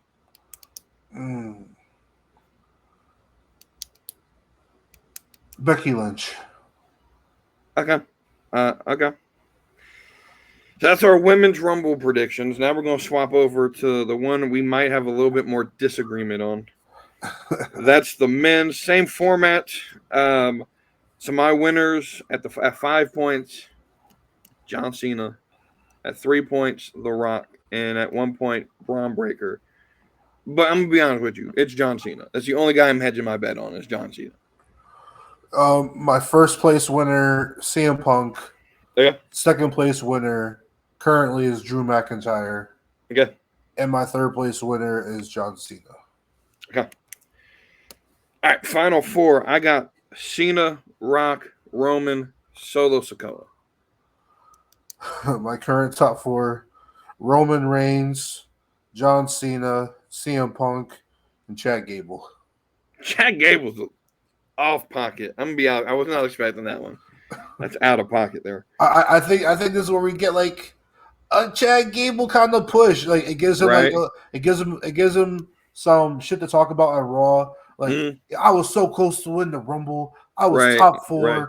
I was in there with certified Hall of Famers. It could be one of those where he's like entrant 30 and he's bragging about being top four. Yeah. Unannounced WWE return. I got to change my first one because they fucking ruined it yesterday with Logan Paul. I'm changing this though, and I'm gonna bet my money on fucking Omos. That's who I changed it to. Omos. He shows up one night a year. You saw that he relinquished his tag title? Relinquished that. Well, technically, it wasn't really relinquished. They used the free bird rule, which is fucking weird. But but yeah, he's no longer champion in Pro Wrestling Noah. He's gonna fucking be there. It's the one night a year they can use Omos, and it makes sense. So. Who are your others? Oh, do you only have one announced return? I know. I got Omos. I don't. Technically, it's not a return; it's a debut. But Hikuleo or Tala Tonga, whatever they're going to call him, I think Big E's going to be there. And this is a deep cut from my NXT guys. I think Noam Dar shows up at the Rumble. Oh, will Noam Dar be part of your NXT entrant list? Theoretically, yes, but no, because I have three others I would rather show up from NXT. My unannounced returns are Omos, Randy Orton. Cause I had to look. Randy Orton got taken out before Survivor Series. Yeah, He you're hasn't been on right. TV since then. I put Brock Lesnar in there, and Goldberg. Okay. NXT, I have Trick Williams. I have Nathan Fraser. And I have Sean Spears. Ooh, Sean Spears is a good one. My NXT entrance, I have Trick Williams, Nathan Frazier, and then this is where I kind of hedge my bets a little bit. Yeah. I put Javon Evans and Obafemi. Okay. That's where I hedge my bets. Javon Evans is going to be tough because the story they're running. Is he still doing the broken jaw angle? Yeah. I might replace Javon Evans with Sean Spears. Yeah. The problem is, I think they're going to have a match. I think Javon's going to fight at Vengeance Day. So I'll have to watch this week. I'm assuming he's going to be cleared here soon. But I think him and Ethan Page fight it at Vengeance Day. At least I hope so, because I'm driving up to DC to go watch it, and that's a match I want to. TNA or free agent. So the first two, I'm confident in. That's Joe Hendry. There's a lot of unconfidence in that pick, though, because he's scheduled for the Jericho Cruise. But if y'all guys would just listen to the man himself, he said he's not scheduled to be on the Jericho Cruise till the 2nd. He's in Indy on the 1st. Royal Rumble's on the 1st. I know the ship leaves on Friday, but I don't know if you guys know how cruise ships work. They stop at different islands along the way. They also have a helipad on the fucking ship, so he could just fly into the boat. Joe Hendry's going to be there. Number 2 is Moose. That's just a dream for me. And the number 3 probably won't have it, but I'm covering all bases. Ricky Starks. Oh, okay. I'm covering all bases. I agree with you on Joe Hendry and Moose. I have those two on my TNA/free agent thing. I made this before Nick Nemeth lost the title. Mm-hmm. Since he lost the title, I don't think he shows up anymore. So he's also going to be on the boat. Oh, he is, and I think he leaves on Friday. So so I'm getting rid of Nick Nemeth. I'm going to say Josh Alexander. So another name I'm thinking of that I just thought of that I wouldn't have thought about this on the 3rd when I turned this in because he was still under AEW contract. Malachi Black. So technically he's a free agent. No news has come out. This is why I wish that they would have saved the Jordan Grace sign with WWE shit until the fucking Rumble. But OG versus 2.0, I didn't fill it out. I'm not going to go back and do it, but I'm assuming the OG has more eliminations. Actually, pause out. That doesn't line up with my picks here. I'm going with 2.0. Yeah, I put 2.0 as well. Yeah. Winning brand, I got Raw. I'm assuming Cena will be on the Raw brand or count as the Raw brand. I don't know how he'll score that, but I have CM Punk I have Raw as my winning brand. And it makes sense. If SmackDown wins one, Raw can win the other. Will a female get physically involved in this? I put no, though we're teasing Rhea Ripley. So I still think no. Why are we teasing Rhea Ripley? Rhea Ripley was teasing it on Twitter. Oh, that she might get in the Rumble? Yeah, that she might get involved. I don't know what the fuck she would do in it, but she's the only one I would think would even get involved in this. I mean, Jordan Grace is a big son of a bitch too. I mean, she's like 5'7" though, so and she's leaned out a lot. She's not bulking anymore. You could probably. I'm assuming WWE said, "Hey, you got to stop the fucking power lifter type shit. I need you to lean down a little bit." Also, I need her to get her curly hair back. I didn't like that long shit she had. You don't like the long shit? Nah. No, I did. I thought it looked good on her. I put female gets involved. I could see like a manager, like a Maxine getting involved, or it's like Mac does come back. Chelsea Green, maybe. Right. I don't know. Okay. Will any member of a faction or tag team eliminate? Yes. Yes, Grayson Waller. Grayson Waller will eliminate. No, sorry. Austin Theory will eliminate Grayson Waller after he catches Waller trying to eliminate him. But like I was saying, on NXT tonight on the Waller effect, the crowd was trying to like take over the segment, and they're like, "Turn on Waller," and then Austin Theory was like, "Guys, watch this." He literally like turns his body, and he was like, "Look I turned my back to Waller." They're like trolling him a little bit, but they're like really telling Theory just to turn on him. The crowd wants it. Yeah, definitely. I also have a yes, and this is my deep cut. I'm not so confident in this anymore, but I think Kofi eliminates Xavier Woods, and I think we finish the initial story. Here's the story in my mind when I see this. You got Xavier and Woods, or Xavier Woods and Kofi in the ring. Big E's music plays. You know, they do the little stare down, like face-to-face shit. Xavier starts beating up Big E, maybe like starts like attacking the neck and eliminates Big E. And Kofi, they pan the camera to Kofi, and he has got like angel demon type thing on his shoulder. And he turns on Woods and eliminates Woods. May not happen, may happen, who knows? That story's starting to get intriguing with them as heels now, though. So either way, most eliminations, I think it's easy what they're trying to do. Jacob Fatu. Yeah, I got Jacob Fatu getting the most eliminations. Longest entrant. Actually, I had Chad Gable in this spot. So I had Chad Gable being kind of like the Iron Man of this match. The Iron Man, yeah. I have Sami Zayn. Winning number 27. I got 20. All right. You're going to have to book on spot, assuming you didn't do this. My number one entrance, Randy Orton. Again, I think they come right off the rip. Get him out the way? Right off the rip with a return. Oh, entrant number one for the men.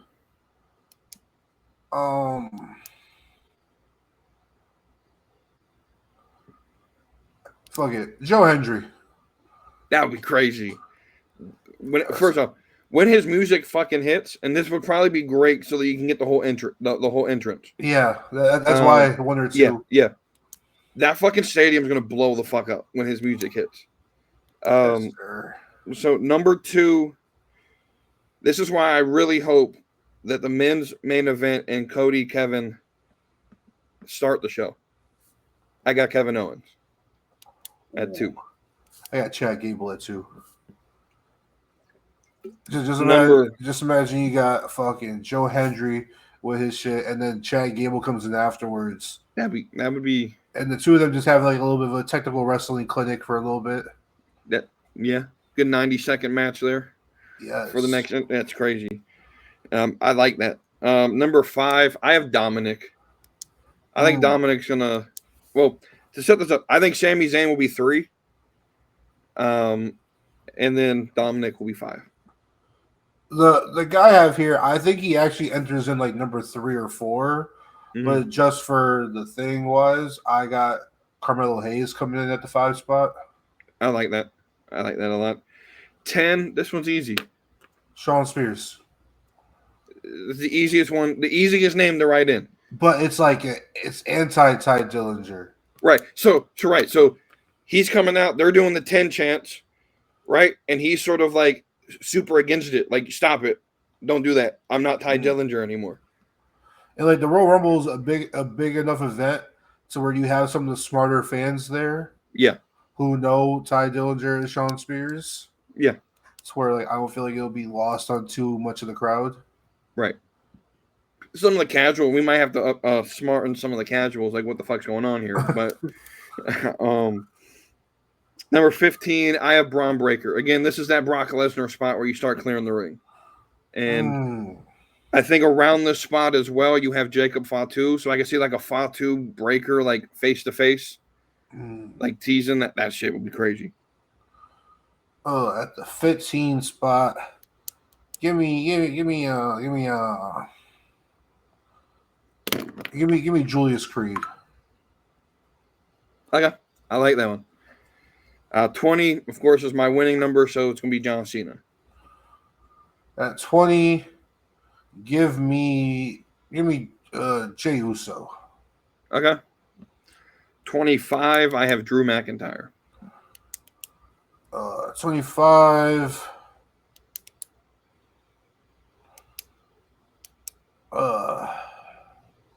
I mean, like it's close to 27. Well, I have 27 being CM Punk, but Right. 25. Oh, who do you just throw in? Who do you throw in the middle of all the big names? Like this is where you kind of throw in like a name like that people know. Akira Tozawa. Our truth. This is where you would throw in like a Braun. Actually, fucking Braun Strowman. This is where you would throw a Braun Strowman in there. Okay. 30, Roman Reigns.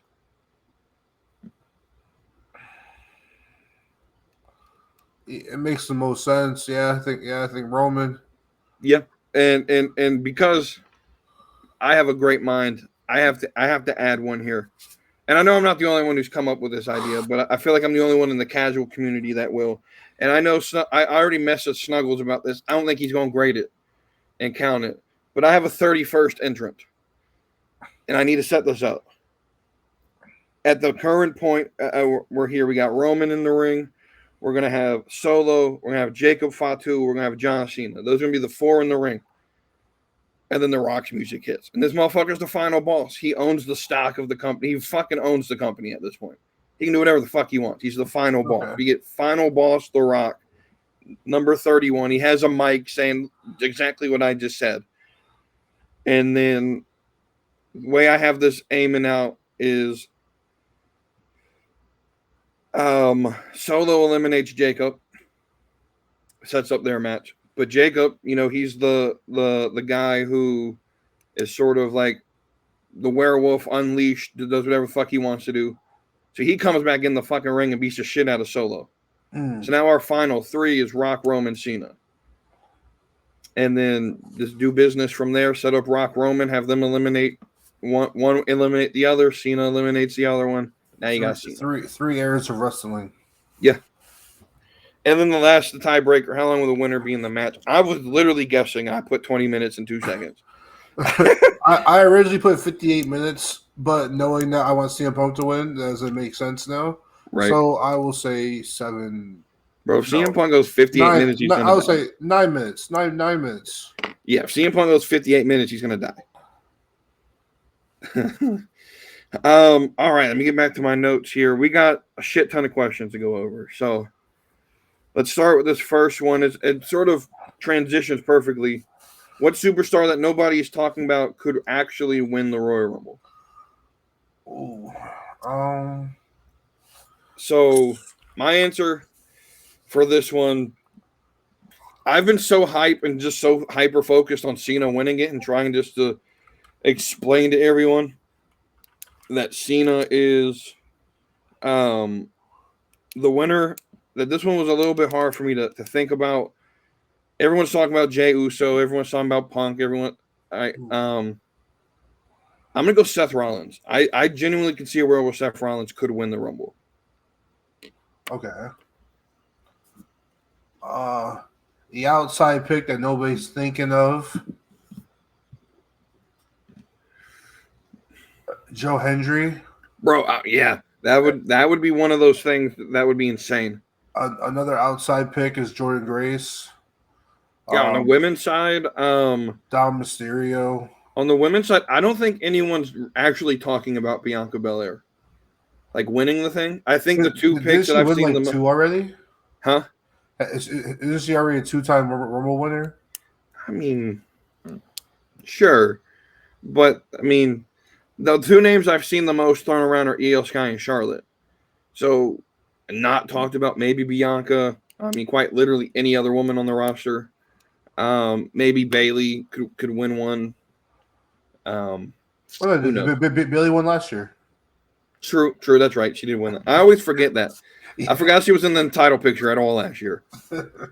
I will move to the next question. I think this was Witters. He asked, he put pass or fire. I think he meant would you rather, because none of the questions are pass or fire that he asked. So would you rather Joe Hendry and Nick Nemeth facing off in the Rumble, or Oba Femi versus Omos?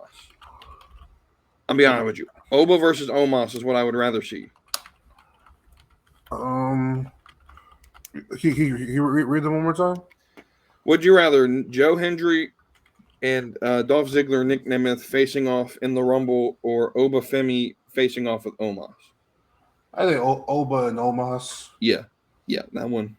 So would you rather Roman enter at 1 or Roman entering at 30? I just said 30. I think Roman at 30. Roman at 30 just makes more sense. Though Roman at 1 would be kind of crazy. All right, and then the last one in this category, would you rather Ricky Starks coming to WWE and having a Velveteen Dream type gimmick, or Jay Lethal coming in to join the New Day? Out of the two of those options, I would say Ricky Starks doing the Velveteen Dream thing. Starks. I just want Velveteen Dream back, actually. 100%. Just bring back Patrick Scott as Velveteen Dream, and we'd be fine. Like, bro, if he showed up at the Rumble, I might be the only one. I'd fucking mark the fuck out in the Discord. I fucking love that character. All right. So James, he had to get in here and bring in AEW. Will any AEW contracted wrestler show up at the Rumble? Assuming he's thinking like Starks. I don't think so. No one that would potentially show interest. I'm assuming he's thinking of like a Britt Baker. I don't think Britt Baker shows up. No. I as much as I think it's easy for WWE to get out of that legal trouble, I don't think they want legal trouble. So I think they're interested, but I think they're going to wait to bring anyone in. Witters again, combined between the men's and women's Rumble, over or under 8.5 surprises. Over or under 8.5 surprises? Yeah. Does this mean like unannounced people plus like the free agents and TNA people? I would assume yes. / NXT? Right. I'm thinking under. Yeah, I'm thinking under. Triple H is kind of a guy who likes to use more of his actual roster. Right. I don't think we get a lot of legends like people would think. So if I'm even hesitant on even saying Goldberg shows up. I think a lot of people think he will. I'm hesitant on that. I'm gonna read the whole prompt Kara sent because there's context to this. So rumors have it that Britt Baker, despite disputing the claims, hasn't been cooperative with other talent. Konnan on his show said it's true and that she stuck up. She doesn't introduce herself to veterans and is a very rude person and goes around saying that I built AEW. How much of this is AEW's fault and how much is this ruining her chances to go to WWE? Would they choose Thunder Rosa over Britt Baker? I don't think you have to choose one or the other. I think they're going to choose both. Yeah. I think you could bring in both. Right. I mean, I guess if you want to choose one or the other, I guess safer wise, you could bring Thunder Rosa, but the one who makes more of, I think, impact would be Britt Baker. Right. So I said this on last Friday's episode. Is Britt Baker tough to work with? I don't fucking know. But I just, these reports to me sound like a bunch of drama. It's the same shit they use with CM Punk. And does CM Punk probably have something in his contract now that he can't act up or else he's fired? Probably. I'm not refuting that. But this seems to be a shtick with things, with people that are sort of on the outside looking in of the all friends group of the elite and at All Elite. Is some of this Britt Baker's fault? Sure. I'm sure she is difficult to work with. Her schedule is difficult to work with because she wants to maintain being the dentist on the side. And so I'm sure that's difficult in booking around that. But I think a lot of this also has to be with Tony. With Tony Khan, you did build the company around Britt Baker. And then when you got bored, your sandbox didn't look appealing, and so you went out and spent money on Mercedes and Tony Khan or Tony Storm and Mariah May and Deanna and you now you're building against someone else and the pillar of your women's division you're not using. So I think it's equal fault. I think Britt has a legitimate case to be upset of not being used. I felt like when Jamie Hayter got hurt, Britt Baker got removed from TV.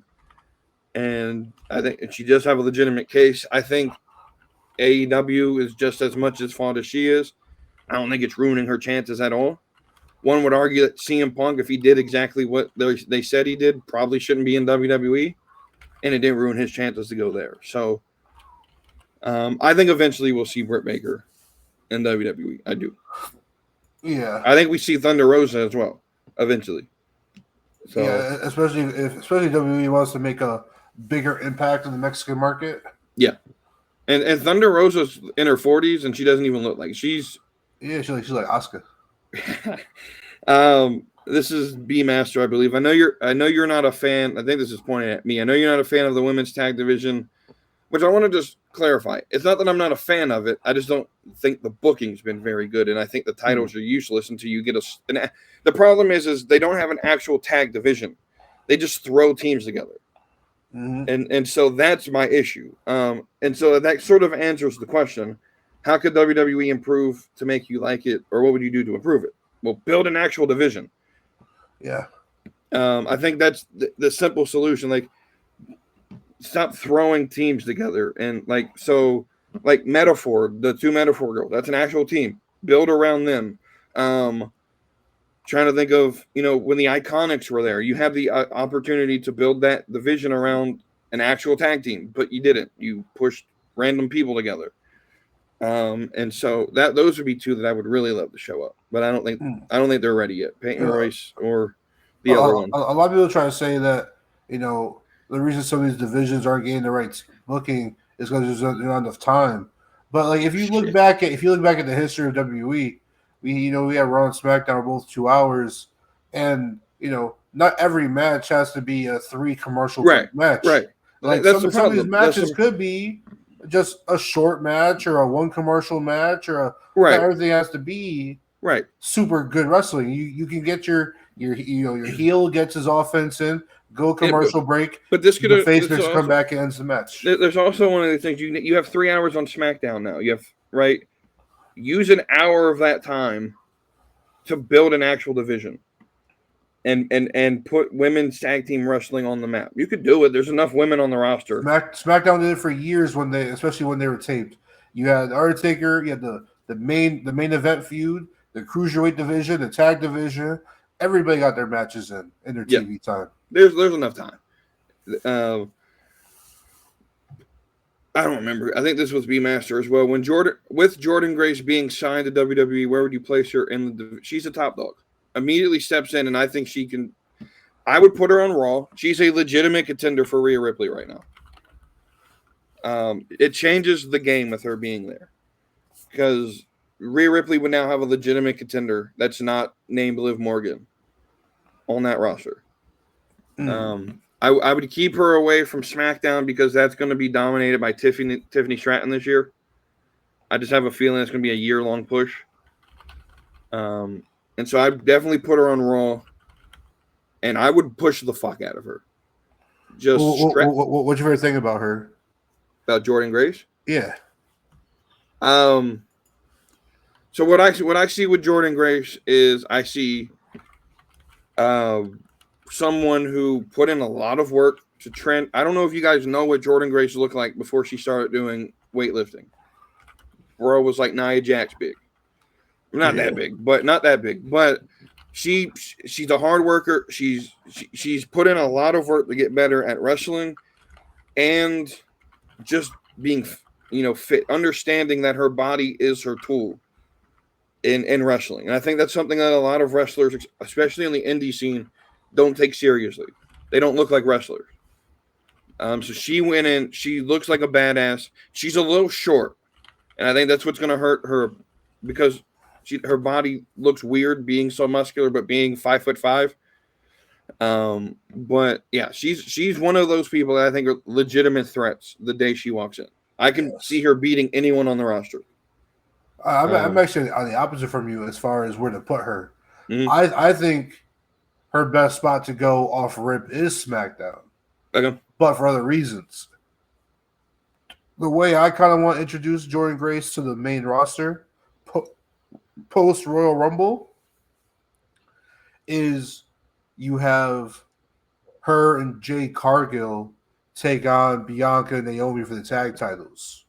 So when Jade Cargill comes back and she's like, "Hey, I know what y'all did. Bianca and Naomi, y'all both set me up. Y'all both took me out. And the girls have the numbers advantage. Well, she's like, Naomi, I got somebody from your past who's gonna haunt. So See, I've been trying to figure out your connection to why you put them together. That makes sense now. Because Jordan Grace is the one who took the title off of Naomi in TNA. Yeah. That makes sense now. Because I've been sitting here all week, like, why the fuck did you put them as because on your Mania card? But it makes sense now. Definitely makes sense. I guess could you see a world where if she goes to SmackDown, they could put her against Chelsea and she takes the belt off Chelsea and you run her in the mid card? I can definitely see that. And then and also it gets, if they beat Bianca and Naomi, it kind of, and after that rivalry is kind of done, you can move into the Bianca and Jade one-on-one, and then you can move into Jordan taking on the Naomis of the world, the Piper Nivens, kind of build her up that roster a little bit. The Baileys, Baileys are Raw now, and then Charlotte, Jordan versus Charlotte, Jordan versus Tiffany. Yeah. I think you can get there slightly fast. I don't think Tiffy has a year-long reign. I think her reign might end at a SummerSlam or Survivor Series.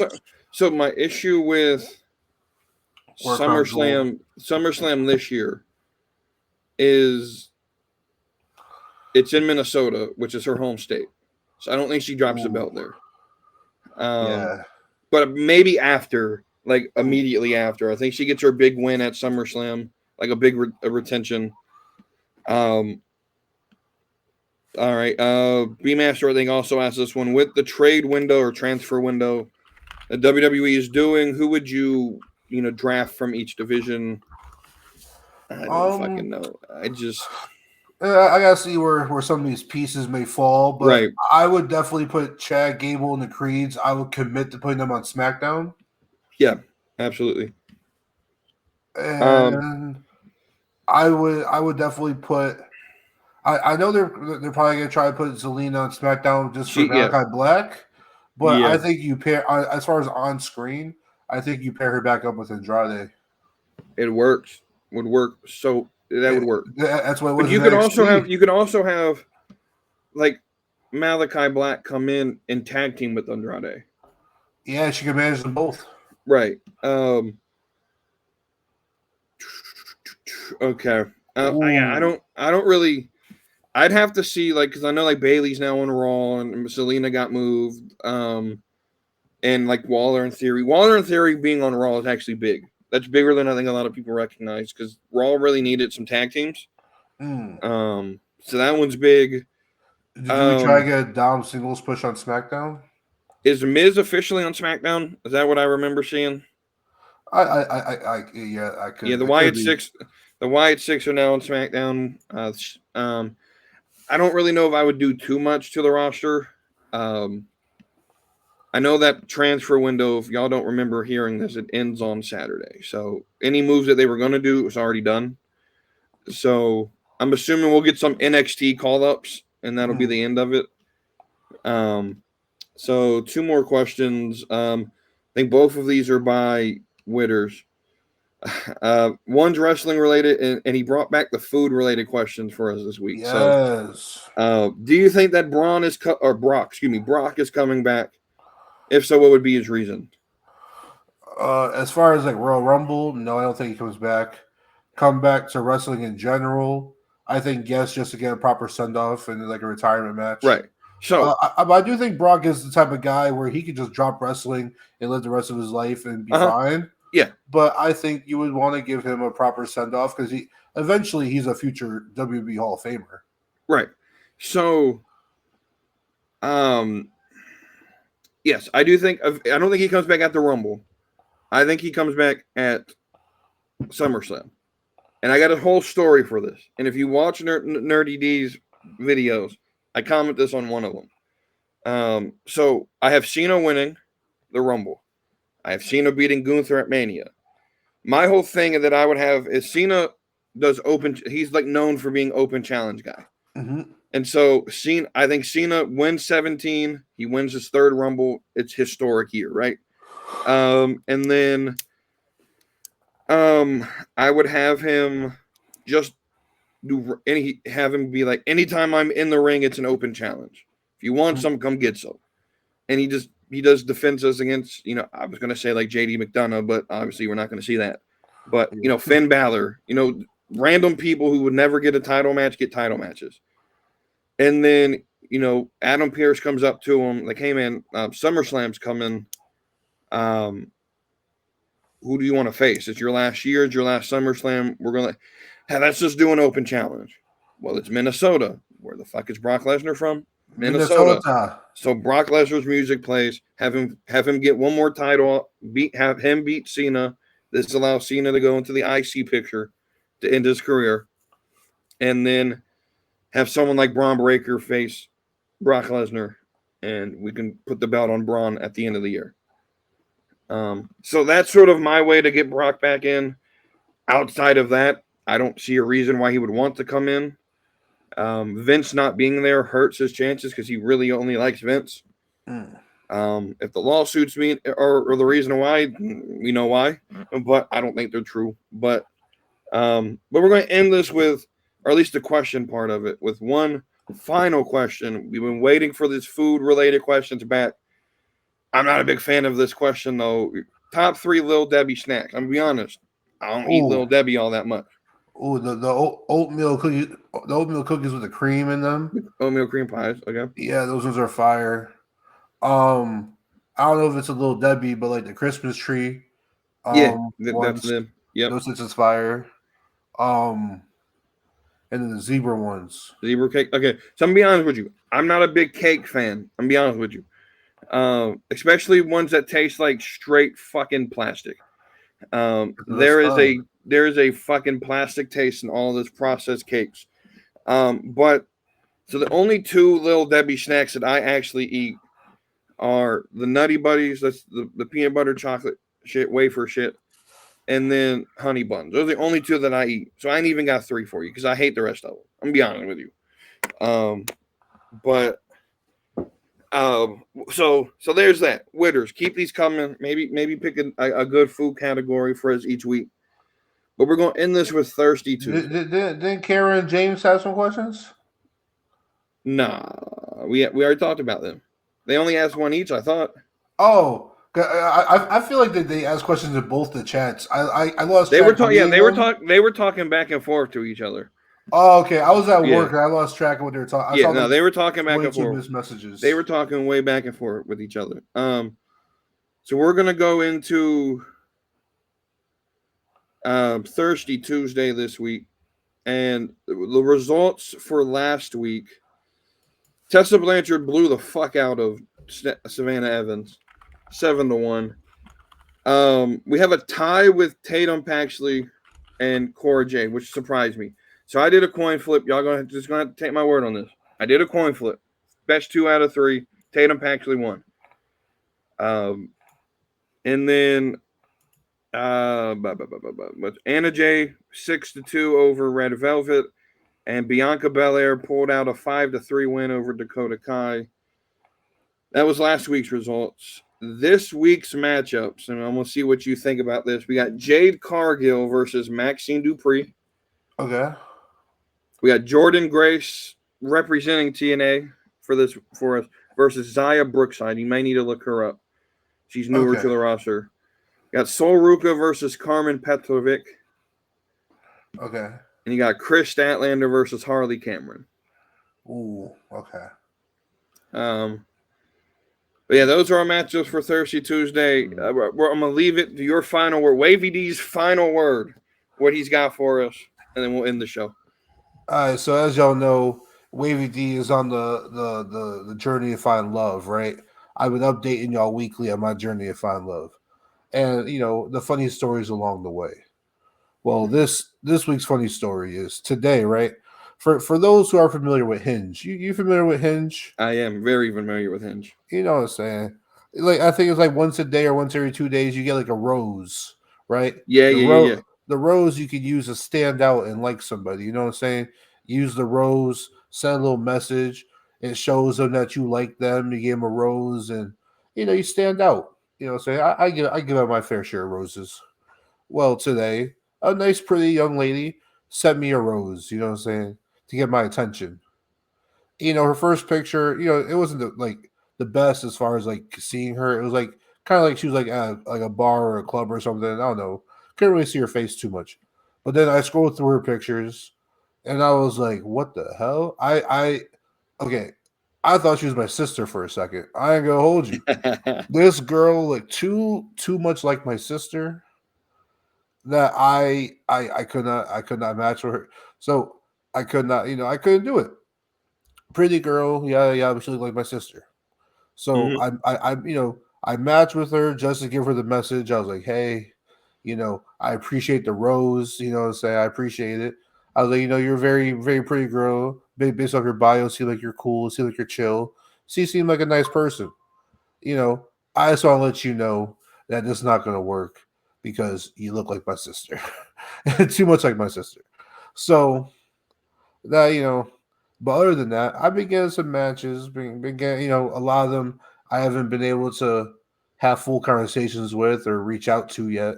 Just too many to sort through. You know what I'm saying? But the Wavy D Love Life, we're doing good right now. We're trying to find something. So I got some tentative plans for Valentine's Day currently. We'll see if those hold up. But Wavy D is in the course to find love. And I found a gym to go to. So I start going to the gym on Monday. All right. I'll say your boy, you know what I'm saying, to find fitness and love. So that's the show, everybody. Appreciate y'all listening. As always, like, share, subscribe, tell all your friends. We did pretty good last week. I think we got like 30 views on all the episodes, except for the one I did Sunday. That was sort of unplanned. Most people aren't ready for that one. So thanks again for hanging with us for 2 hours. We're halfway to Jim Cornette's episode. But until the next one, y'all got me on Friday. We're going to talk about my final Royal Rumble thoughts. I got some thoughts about this Jey Uso train everyone's hopping on. So tune into that.